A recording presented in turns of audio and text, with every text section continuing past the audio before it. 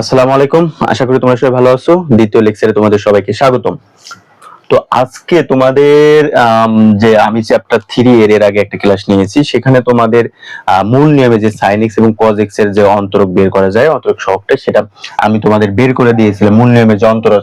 এখন আজকে আমরা দেখবো যে মূল নিয়মে ln sin x এর অন্তরক সহগটা নির্ণয়।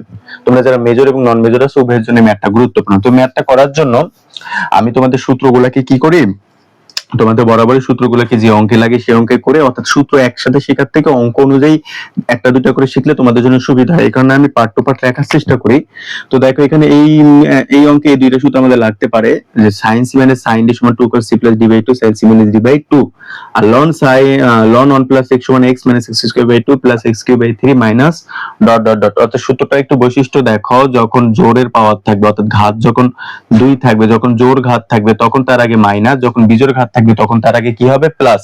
যেমন দেখো প্রথমটার আগে কি ছিল, অন, এইখানে তার আগে প্লাস ছিল, এরপর ঘাত 2 তার জন্য মাইনাস, আর উপরের যে ঘাত বা পাওয়ার সেটা নিচে হবে, উপরে যে ঘাত বা পাওয়ার সেটা নিচে হবে। এটা হলো এই সূত্রটার বৈশিষ্ট্য। তাহলে আমরা দেখবো মূল নিয়মে ln sin x এর অন্তরকটা। তো চলো এটা দেখি সমাধান ধরি f of x সমান ln sin x। আমাদের প্রথমে এই কাজটা করতে হয়। মূল নিয়মের অন্তরক যখন করাইছিলাম তখন এটা দেখাইছিলাম যে প্রথমে কিন্তু যেটা আছে সেটাকে f of x আকারে আমরা ধরে নিব, অর্থাৎ f of x that's means কি y ধরলে হবে, f of x ধরলে হবে। এরপরে আমাদের কাজ কি, f of x plus h। কেন আমরা এগুলা বের করি বলতে পারো? কারণ আমাদের অন্তরক সহগে যে সংজ্ঞাটা আছে সেখানে f of x plus x plus h আছে এবং f of x আছে, মান বসানোর জন্যই আমাদের এটা বের করে নিতে হয়। sin x এর জায়গায় কি হবে, x plus h। তো এখন আমাদের কাজ শেষ, এখন আমাদের সংজ্ঞাটা লিখবো। তাহলে আমরা জানি অন্তরক সহগের সংজ্ঞা হতে, অন্তরক সহগের সংজ্ঞাটা হচ্ছে হলো d dx f of x সমান লিমিট h টেন্ডস টু 0। এটা কিন্তু আমরা জানি যে সূত্রটা, মূল নিয়মের অন্তরকের যে সূত্রটা, f of x plus h minus f of x divided কি h। এটা কিন্তু মূল নিয়মের যে অন্তরক সহগের তার হচ্ছে সংজ্ঞা। আমরা প্রথমেই দেখেছি এই সূত্রটা। তো d dx f of x limit h tends to 0 f of x plus h minus f of x divided কি h। আচ্ছা, তো এখন দেখো, এখন জাস্ট আমরা সিম্পলি মানটা বসিয়ে নিব। আমাদের মান বের করার উদ্দেশ্য হচ্ছে এখানে মান বসায় যাতে কাজ করা যায় সেইটা। তাহলে f of x plus h এর মান কি, আমাদের f of x plus h এর মান হচ্ছে ln sin x plus h minus f of x এর মান কি, ln sin x। Simply just আমরা মানটা বসাবো বাই h। এখন একটু লক্ষ্য করে দেখো তো, ln sin x plus h minus ln sin x divided h, এটার কি আমরা আর কোনো কাজ করতে পারবো? নো, এটা আমরা কোনো কাজ করতে পারবো না, সূত্র বসাতে পারবো না। সেহেতু এটাকে আমরা সমীকরণ 1 ধরে নিতে পারি, সমীকরণ নাম্বার 1। কারণ এটা আরো কাজ করে তারপরে আমাদের এটা অন্তরক সহগটা বের হবে। তো তার জন্য আমাদের আবার এটাকে ছোট করে নিতে হবে। তাহলে আবার আমরা ধরি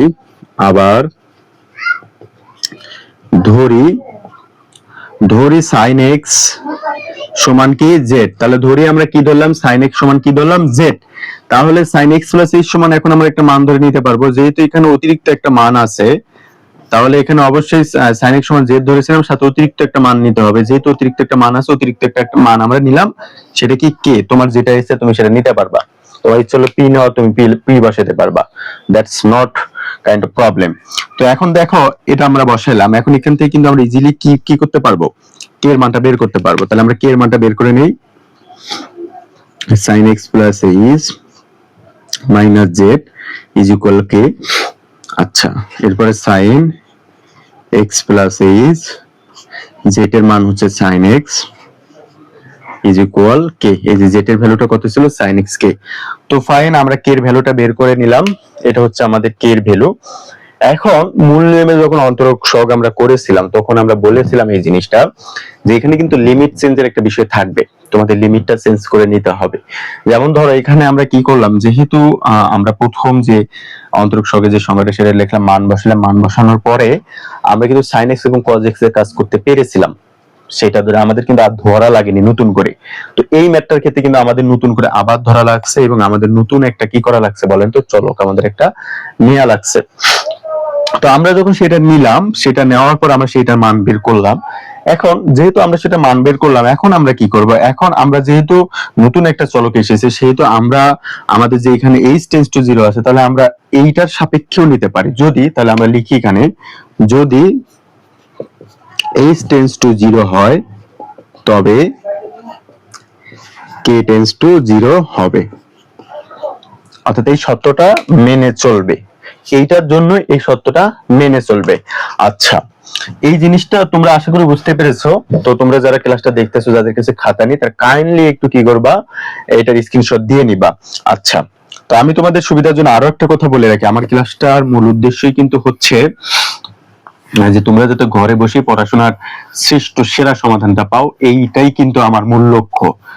আর এই জন্য আমি ভেঙে ভেঙে করানোর চেষ্টা করি, যাতে তোমাদের কোনো প্রাইভেট অতিরিক্ত কোনো কিছুর পিছনে ঝুঁকতে না হয়, যাতে তোমরা বাসায় সমাধানটা করে নিতে পারো। তাহলে এখন দেখো, আমরা এই মানগুলো 1 নং সমীকরণে বসাবো। এখন মানগুলি সমীকরণ 1-এ বসাই। তাহলে এখন আমরা মানগুলো সমীকরণ 1-এ বসাবো। তাহলে এই পাশে তো আমাদের এটা আছে dy dx, অথবা কারো যদি ইচ্ছা হয় এভাবেও লিখতে পারো d dx f of x, এটাও লিখতে পারো, কোনো সমস্যা নেই। তো আমি এটা লিখে দিলাম। আর এখানে আমরা আমাদের লিমিট আমরা চেঞ্জ করব। লিমিট h টেন্ডস টু 0 ছিল, আমরা k টেন্ডস টু 0 নিব। এখন এখানে আমরা মান বসাবো, তাহলে থাকবে ln sin x plus h। আচ্ছা, এখানে আমরা একটু মান বসাবো। হ্যাঁ, এখানে মান কত? ln sin x plus h। তাহলে আমাদের মান কি হচ্ছে বলেন তো? sin x plus h এর মান কত? আচ্ছা, z plus k। এই যে এই জায়গাতে আমাদের ছিল sin x plus h এর মান ছিল আমাদের কি? z plus k। কারণ আমাদের sin x এর মান কি ছিল? আমরা sin x এর মান কি ধরেছিলাম বলেন তো? z। তাহলে sin x plus এর মান কি? তাহলে ln এর জায়গায় থাকবে sin x plus h এর মান হচ্ছে z plus k minus ln sin x এর মান কি বলেন তো? z divided k। ওকে, আবার লিমিট। এখন আমাদের যেহেতু আমাদের তো এই সমীকরণ এক ঠিক রাখতে হবে, ঠিক রাখার জন্য এখানে আমরা h টেন্ডস টু 0 নিব, উপরে নিব k, নিচে নিব h। তো দেখো k কে কাটা যায়, নিচের h টা ঠিক থাকে। এবং এই সমীকরণ যে কথা, এই সমীকরণটা একই কথা, জাস্ট লিমিট চেঞ্জ করার জন্য আমাদের এটা করতে হয়েছে। অন্তরক সহগের কাজ করার জন্য এই কাজটা তোমাকে মাস্ট বি করতে হবে।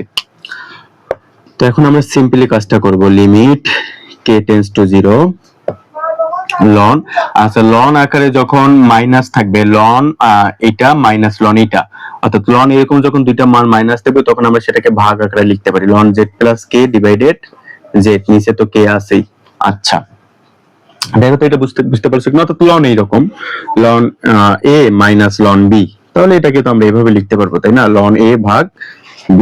তো আমরা এখানে জাস্ট সিম্পলি সেই কাজটাই করেছি। আচ্ছা, এখানে আমরা মান বসাবো। Limit h tends to 0, k এর মান কত বলেন তো? এই যে k এর মান এটা, আমরা সেটা বসাবো sin x plus h minus sin x divided কি আছে বলেন তো? h। ওকে, তো দেখো এইটুকুতে কারো কত সমস্যা আছে কিনা? আশা করি তোমাদের কোথাও এইটুকুতে সমস্যা নেই। আচ্ছা, এরপরে আমরা যেটা করব, limit k tends to 0 ln, আমরা ভাগ করে দিব z এর নিচে z। তাহলে z এর নিচে z দিলে কত হয় বলেন তো? অন প্লাস, অর্থাৎ এইরকম আমরা যদি ভাগ করে দেই, z এর নিচে z প্লাস k এর নিচে হচ্ছে z। আচ্ছা, তাহলে z z ভাগ করলে কত হয়? One plus k by z। তাহলে one plus k by z divided কত আছে আমাদের? k আছে। আচ্ছা, তাহলে লিমিট এখানে কাজ করি আমরা h টেন্ডস টু 0। আচ্ছা, এখানে সূত্রটা দেখো, sin c minus sin d, অর্থাৎ এইটুকু আমাদের c এবং এইটুকু আমাদের কি বলেন তো? d। তাহলে sin c minus sin d সূত্রটা কি? সূত্র কিন্তু লেখা আছে। কাইন্ডলি এই অধ্যায় করার আগে একটু সূত্রগুলো রিভাইজ করবে। আর পাই টু পাই যে মানে বিশেষ করে আমরা যে ম্যাথগুলো করতেছি, সেই ম্যাথগুলোর সূত্রগুলো কিন্তু সাথেই থাকতেছে। কাইন্ডলি সব সূত্র একসাথে না শিখে তোমরা আলাদা আলাদা করে শেখার চেষ্টা করবে, তাহলে সুবিধা হবে। তাহলে আমরা লিখি 2 cos c x plus h c plus d, d তো এটা by 2 sin c x plus h minus d divided 2, আর নিচে তো আমাদের h আছে। ওকে, তাহলে লিমিট k টেন্ডস টু 0। আচ্ছা, এখন এখানে সূত্রটা দেখো, ln অন প্লাস এক্স, অর্থাৎ এই পুরোটাই আমাদের কি বলেন তো এক্স। তাহলে ln অন প্লাস এক্স এর সূত্র কি, প্রথমে হবে এক্স, মানে এক্স তো এইটা আমাদের, কিন্তু এটা অন, এটা হচ্ছে এক্স, তো এক্স প্রথমে হবে। আচ্ছা, আমরা অন বাই কে এটাকে আগে সামনে নিয়ে আসি, কেমন, অন বাই কে কে আমরা সামনে নিয়ে আসলাম।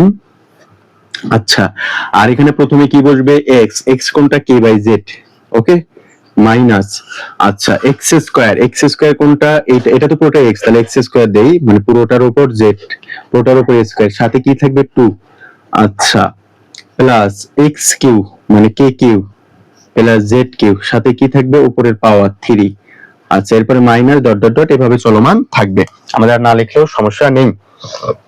আচ্ছা, এখন দেখো এরপরে কি, লিমিট h টেন্ডস টু 0, আচ্ছা 2 cos, এখানে কত 2x, এখানে একটু কাজটা এখানে সাইড আমরা করে নেই, 2x প্লাস h ডিভাইডেড কত 2, তো আমরা সেম ভাবে আগের মতো করে ভাগ করে দেব, 2x এর নিচে 2 প্লাস h এর নিচে 2, তাহলে 2 2 কাটা, তাহলে হচ্ছে 2 cos x plus h by 2, আমরা এখানে ভ্যালুটা পাচ্ছি, আর sin x x কাটা যায়, পাচ্ছি h বাই 2 ডিভাইডেড হচ্ছে h। আচ্ছা দেখো তো এই পর্যন্ত কোথাও প্রবলেম আছে কিনা, প্রবলেম থাকলে অবশ্যই বলবা। আচ্ছা, তারপর limit k tends to 0, 1 by k তো এখানে থাকলো, এই জায়গা থেকে আমরা k কমন নিব, তাহলে থাকবে এখানে 1 বাই z, যেহেতু k কমন নিচে মাইনাস, এখানে থাকবে k by 2 z square plus এখানে থাকবে k square by 3 z cube, একটা করে কমে যাবে, minus dot dot dot, limit h tends to 0। Okay fine, এই জায়গাটা একটু মনোযোগ দিয়ে দেখো, আমরা এই cos এর কাজটাকে সামনে নিয়ে আসবো, তাহলে 2 cos x plus h by 2। আচ্ছা, আমরা লিমিটটাকে, আমরা যখন sin x বা cos x এর মূল নিয়মে অন্তরক করেছিলাম, এই limit h tends to 0 K cos এর সাথেও কাজ করেছিলাম, যেহেতু দুইটা কাজ, এবং sin এর সাথেও করেছিলাম, তো একই ভাবে আমরা দুইটাই এখানে করব একসাথে, তাহলে আবার limit h tends to 0 sin h by 2, এখানে আমরা একটা সূত্র বসাবো, লিমিটের নিচে কত h বাই 2, অতিরিক্ত কত নিয়েছি, হাফ নিয়েছি, তাহলে এখানে হাফ দ্বারা কাজ করে দিলাম। এখন এইটা যখন উল্টিবে, এই দিয়ে এবং এই দিক কাটা যাবে, যখন উল্টিবে এই দিয়ে আর এই দিক কি হবে বলেন তো, কাটা যাবে, তো কাটা গেলে তো আমাদের এই যা আছে তাই ছিল, কেন করলাম এমন বলেন তো, কেন এমন করলাম, দরকার কি, আমরা জানি sin থিটা বাই থিটা এর মানটা কত, এর মানটা হচ্ছে অন, অর্থাৎ এখানে যে মানটা থাকবে সেই মানটা যদি নিচেও থাকে, সেই ক্ষেত্রে আমরা সেটাকে কত ধরতে পারবো, অন ধরতে পারবো, এটা হচ্ছে সূত্র। আচ্ছা, তাহলে এখানে হাফ দিয়ে নিচে এখানে 2 দিয়ে ভাগ করলে উপরের লাইন নিচের লাইন একই থাকে, কোনো প্রবলেম নেই। আচ্ছা, এই পর্যায়ে আমরা নিচের কাজটা করে, আর খুব অল্প একটু কাজ আছে দেখো। আচ্ছা, আমরা এই কে কেটে দিলাম, এখন আমরা মান বসাবো, কে এর মান কত বসাবো, 0, তাহলে মান বসানোর সময় তো লিমিট লেখার দরকার নেই, তাই না। আচ্ছা, তাহলে থাকতেছে 1 বাই z মাইনাস কে এর মান কত, 0 বাই 2 z স্কয়ার, কে এর মান কত, 0 square by 3 z cube, dot dot dot চলমান থাকবে। আচ্ছা, এখানে আমরা মান বসাবো, 2 cos x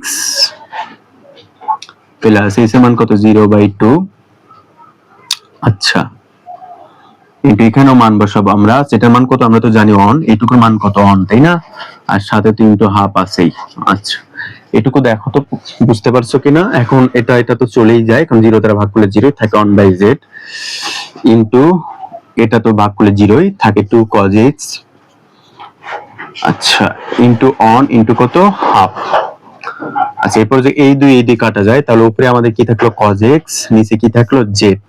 ওকে ফাইন, তো দেখো cos x, z এর ভ্যালু কত বলেন তো, z সমান আমরা কত ধরেছিলাম, এই জায়গায় একটা z সমান মান পেয়েছিলাম আমরা sin x, তাহলে cos x by sin x সমান কি, cot x, তো এটাই হচ্ছে আমাদের ln sin x এর যে মূল নিয়মের যে অন্তরক, এর যে মানটা সেইটা, অর্থাৎ ln sin x এর মানটা হচ্ছে কি, cot x। তো আশা করি তোমরা বুঝতে পেরেছো। তো দেখো এই অধ্যায়টা তোমাদের পরীক্ষার জন্য মোটামুটি গুরুত্বপূর্ণ, হাই লেভেলের যে গুরুত্বপূর্ণ তাও কিন্তু না, চ্যাপ্টার 3 এ কিন্তু থেকে তোমাদের এতটা প্রশ্ন আসে না, হঠাৎ করে জাতীয় বিশ্ববিদ্যালয় কর্তৃপক্ষ এখান থেকে তোমাদের জন্য কোশ্চেন তুলবে। তো আমি তারপরেও বলবো যারা তোমরা পূর্ণাঙ্গ প্রস্তুতি নিতে চাও, যারা সেরাদের সেরা হতে চাও, যারা ভালো করতে চাও, তারা এই অধ্যায়টাকে তোমরা কভার করতে পারো। আর যারা তোমরা প্রো লেভেলে নাই, মানে মোটামুটি ভাবে চাচ্ছ একটা স্ট্যান্ডার্ড রেজাল্ট করতে মোটামুটি, তো তোমরা চাইলে এই অধ্যায়টাকে স্কিপও করতে পারো, কোনো সমস্যা নেই, চাইলে করতেও পারো। কারণ